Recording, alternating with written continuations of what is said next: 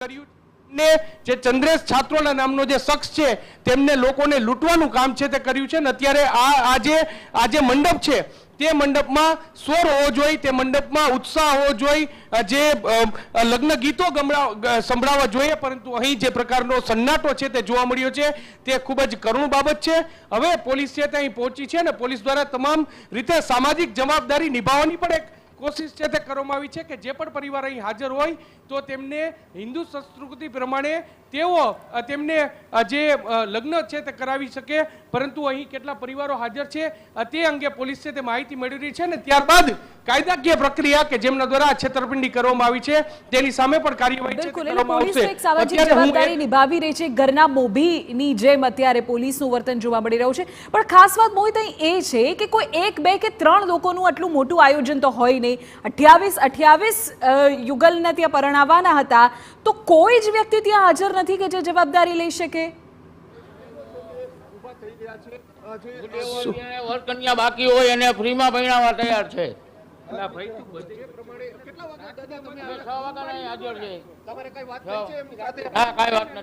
અમે તો સંપર્ક કરવાનો પ્રયત્ન તો કર્યો છે। હા, સંપર્ક કર્યો, કોઈ ફોન બોલ નથી લાગ્યો। એ ફરાર જ છે સવારના, નથી અહીંયા સવારે પાણીની વ્યવસ્થા અમુક લોકો છે સુરત થી આવેલા છે, જુનાગઢ થી આવેલા છે, કોઈને અત્યારે ચા પાણી કે પાણી માટે નાના બચ્ચા પોલીસ એની સામાજિક જવાબદારી નિભાવી રહી છે। ભૂદેવો કઈ રીતે સામાજિક જવાબદારી નિભાવે? બોલે અમે ફ્રીમાં બધાને પરણાવવા તૈયાર છે, જેટલા હાજર હોય એને અહીંયા સુધી અમે જવાબદારી લઈ છીએ। આશીર્વાદ એમને આપી દે।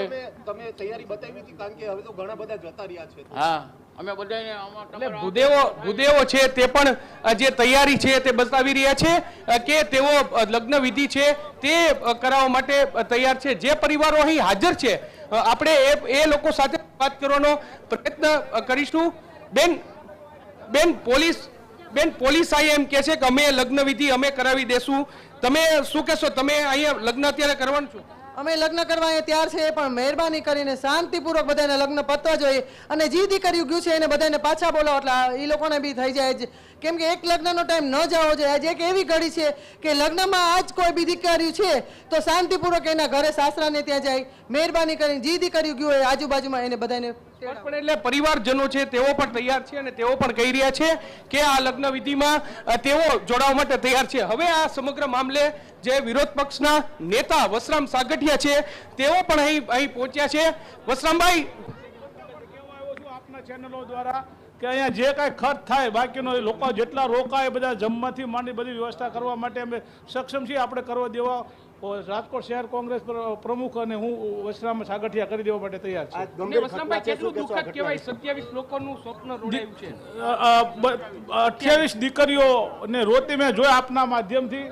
મારેથી ન રહેવાનું મને વાગ્યું છે। હું દવાખાને સીધો ઘાયે આવ્યો છું અને આ દીકરીઓ માટે આપણા જીવનમાં લગ્નનું ખૂબ મહત્વ। આ બહુ દુઃખદ ઘટના છે।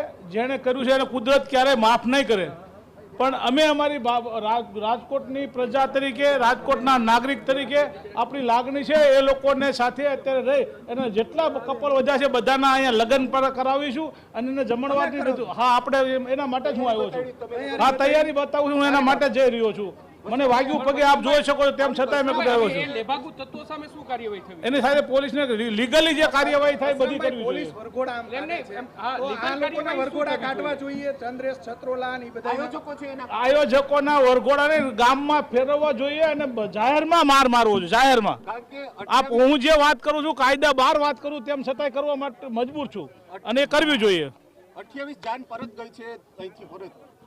બહુ દુઃખદ ઘટના મેં કીધું ને, દીકરીઓ રોતી મેં જોઈ છે ટીવીમાં, તમારા બધા ચેનલો માધ્યમ। હું એટલા માટે જ ઘાયે ઘા આવ્યો છું અને એને મદદ કરવા માટે મારી સંપૂર્ણ તૈયારી છે। સ્પષ્ટપણે એટલે જે કોંગ્રેસના નેતા અને વિરોધ પક્ષના નેતા વસરામ સાગઠિયા છે તેઓ અહીં અત્યારે ઘટના સ્થળે પહોંચ્યા છે અને તેમના દ્વારા પણ દાવો કરવામાં આવ્યો છે જે પણ દીકરીઓને લગ્ન હોય તેમને તેઓ લગ્ન કરાવી આપવા માટે તૈયાર છે। પરંતુ જે લોકો જોડાય છે ફરી ત્યાંથી વિગતો આપ આપતા રહો। કમલેશભાઈ આપણી સાથે અત્યારે જોડાઈ ગયા છે કે જેઓ પણ ખૂબ મોટા અલગ અલગ આયોજનો કરે છે, તેમણે પણ અનેક દીકરીઓને પરણાવી છે।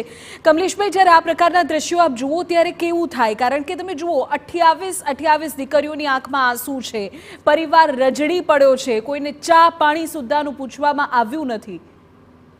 બેન, સાચું કહું તો આ ખૂબ દુઃખદ ઘટના છે। દીકરી જ્યારે પોતાના ઘરેથી સાસરે જવા માટે નીકળી હોય અને લગ્ન મંડપમાં જાય અને ત્યાં એને ખબર પડે કે એની સાથે એક ફ્રોડ થયું છે, આ ઘટના દુઃખદ છે. મારી પણ દરેક મિત્રોને વિનંતી છે કે રાજકારણ આની અંદર ના આવવું જોઈએ. આપણી સર્વપ્રથમ કામગીરી એ હોવી જોઈએ કે આ દીકરીઓના લગ્ન થાય અને દીકરી એમના સાસરે વળાવે. એ પછી આયોજક જે છે એનું જે થવાનું થશે, કાયદાકીય પ્રક્રિયા પ્રમાણે તો થશે જ, પણ ભગવાન આવા આયોજકોને માફ નહીં કરે. એમણે જે કોઈ કૃત્ય કર્યું છે એ સાચે સાચ ખૂબ નિંદનીય છે. બિલકુલ. કમલેશભાઈ, આપણે ત્યાં ખૂબ આ લગ્ન સંસ્કારનું ખૂબ મહત્વ છે. 16 સંસ્કારમાંનો એક સંસ્કાર છે કન્યાદાન. તો એવું કહેવાય કે જે પુણ્યશાળી હોય એમને એનો લાભો મળે, અને એવા સમયે આવું આયોજન કરીને 28 દીકરીઓને આશીર્વાદ લેવાની જગ્યાએ એમને તરછોડીના આયોજકો કેવી રીતે જતા રહી શકે? આજ અમારા માટે ખૂબ વિષમ પરિસ્થિતિ છે કે સમજી નથી શકતા કે શા માટે આવું કરે છે. ફક્ત અમે પણ અત્યાર સુધીમાં ઘણા સમૂહ લગ્ન કર્યા છે. આપણે જ્યારે વાત કરીએ છીએ દીકરીના કન્યાદાનની, તો હજારો લાખો લોકો હોય છે કે જે આ કાર્યમાં સહભાગી થતા હોય છે. મને એ ખ્યાલ નથી આવતો કે આયોજક મિત્રોને એવી તો શું તકલીફ પડી કે અંત સમયે આ પોતાની જાતને આનાથી દૂર કરીને જગ્યાથી જતા રહ્યા. એમણે સામિયાણો પણ બાંધ્યો છે, બ્રાહ્મણો પણ ત્યાં હાજર છે. તો હું માનું છું કે સમૂહ લગ્ન કરીએ છીએ, પૈસાની ક્યારેય પણ તકલીફ નથી પડતી. તમે સારું કામ કરતા હોય તો આપવાવાળા લોકો બેઠા જ હોય છે. પણ આ આયોજકોના માટે વિચારવા જેવું છે કે એવી તો શું ઘડી હશે કે આયોજકો પોતાની જાતને આનાથી અળગી કરી અને આ દીકરીઓને અને વરરાજાઓને રજડિયા મૂકીને પોતાની જગ્યા છોડીને જતા રહ્યા છે. અને કમલેશભાઈ, તમે જુઓ, જેમનાથી એક મોટો ખર્ચ શક્ય નથી એ સમૂહ લગ્નમાં આવે છે, એ એવું ઈચ્છે છે કે સમાજ એમના મા બાપ બનીને એક નાની રકમમાં આ કાર્ય પૂર્ણ કરે, અને એવામાં જે એમની બચત હોય એ બચત તેઓ આમાં લગાવી દે છે. એ 30-40 હજાર રૂપિયા જે આ વર કન્યા પક્ષના લોકોએ અત્યારે ભર્યા છે એ પણ એમની મહા મહેનતે ભર્યા હશે. એટલે કોઈ જ હિસાબ નથી, ના આંસુની કિંમત છે, ના રૂપિયાની કિંમત છે, ના લોકોના સમયની કિંમત છે. વાત આપની સાચી છે બેન.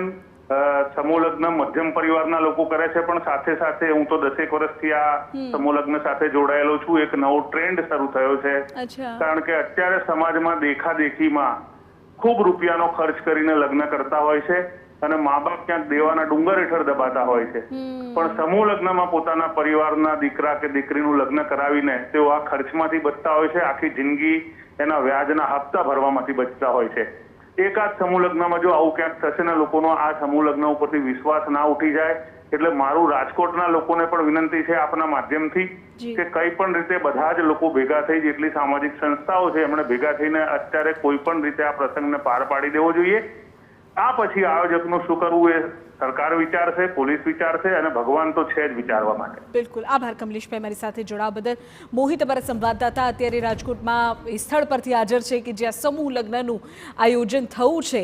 હવે આ આયોજન સુપેરે